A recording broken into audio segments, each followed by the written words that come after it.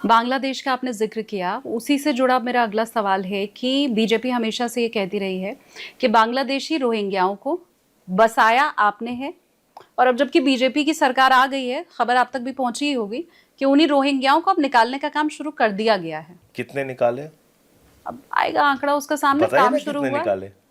झुग्गी झोपड़ियों में शुरू हो चुका और है। यहाँ जो दिल्ली है वहाँ पे रोहिंग्या जो थे, बांग्लादेशी जो थे, तो भारत के एक्सटर्नल अफेयर्स मिनिस्टर तो अरविंद केजरीवाल ही थे, और गृह मंत्री भी केजरीवाल जी ही थे, और पुलिस भी अरविंद केजरीवाल के अंडर में आती है, वही थे। वो नहीं भगा पाए 11 साल तक। और जिन लोगों के पास, बेचारों के पास कोई पावर नहीं थी, नरेंद्र मोदी हो गए, गृह मंत्री हो गए, वो बेचारे बस इसी बात के इंतजार में रहे कि यार ये देखो केजरीवाल के पास पुलिस भी है, ये एक्सटर्नल अफेयर्स मिनिस्टर भी है, गृह मंत्री भी है, और 11 साल का वक्त बीत गया, केजरीवाल एक भी रोहिंग्या को नहीं भगा पा रहा है। और मेरा नाम नरेंद्र मोदी है, 56 इंच का सीना भी है, लेकिन हमारे पास तो कोई पावर है नहीं। मेरा नाम अमित शाह है, मैं देश का गृह मंत्री भी हूँ, लौह पुरुष भी लोग मुझे गलती से कहते हैं, लेकिन मेरे पास तो कोई पावर है नहीं। 11 साल में हम एक भी रोहिंग्या नहीं खोज पाए। तो इन लोगों को अपने मुंह पे कालिक लगा के घूमना चाहिए। आप मुझे बताइए, ये बात करते हैं 11 साल से देश का गृह मंत्री कौन है? अमित शाह। देश के प्रधानमंत्री कौन है? नरेंद्र मोदी। बांग्लादेश का बॉर्डर किससे लगता है? बंगाल से, आसाम से, त्रिपुरा से। तो एक बांग्लादेशी वहां से कूदा त्रिपुरा से और सीधे छलांग लगा के दिल्ली पहुंच गया। अरे भैया, वो त्रिपुरा पार किया, बंगाल पार किया, असम पार किया, झारखंड पार किया, बिहार पार किया, यूपी पार किया, दिल्ली आया, और आप घास छीलते रहे। आपको शर्म नहीं आती ये बातें कहने में? अपने नाकारेपन की कहानी इतनी सीना ठोक के भाजपाई बोलते हैं।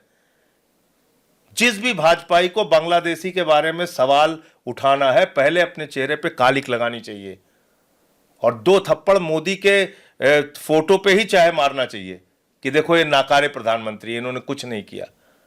आप सवाल पूछते हैं अरविंद केजरीवाल से, वो एक्सटर्नल अफेयर्स मिनिस्टर हैं, गृह मंत्री हैं, प्रधानमंत्री हैं देश के। तो मुझे लगता है कि ये इस तरह से खाली एक फालतू की झूठी बातें करना, सिर्फ नफरत फैलाने के लिए, ये ठीक नहीं है। तुम तो तुम्हारा जो सबसे करीबी दोस्त है अडानी, वो तो बिजली सप्लाई करता है बांग्लादेश को, मैं कह तो रहा हूं आपको। और कहां से सप्लाई करता है? गोड्डा से, झारखंड से। रोका आपने? तो भारत की बिजली सप्लाई करोगे बांग्लादेश को, और ज्ञान बताओगे घूम घूम के बांग्लादेशियों को भगाना है और हटाना है।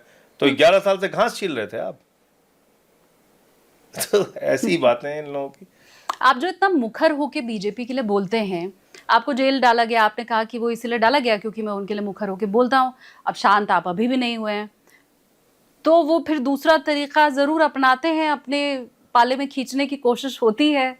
हमारे साथ नहीं होती, प्रलोभन कभी नहीं होती, क्योंकि वो इस बात को जानते हैं कि इस जन्म में तो संभव नहीं है।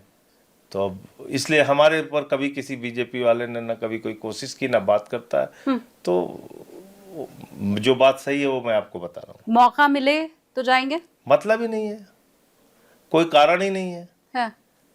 कोई कारण ही नहीं है। देखिए, उनसे कोई हमारी जमीन जायदाद की लड़ाई नहीं है, उनसे विचारधारा की लड़ाई है। वो इस देश के लिए ठीक नहीं है, वो नफरत फैलाने वाले लोग हैं। वो शिक्षा नहीं दे सकते, वो अच्छे स्वास्थ्य की व्यवस्था नहीं कर सकते। 27 साल में गुजरात के अंदर अहमदाबाद में टेंट लगा के स्कूल बनाना पड़ा मोदी जी को, एक कृत्रिम स्कूल, क्योंकि उनको फोटो खिंचवानी थी जब केजरीवाल साहब पहली बार वहां चुनाव लड़ने गए थे। तो ये हकीकत है, 2022 की बात है।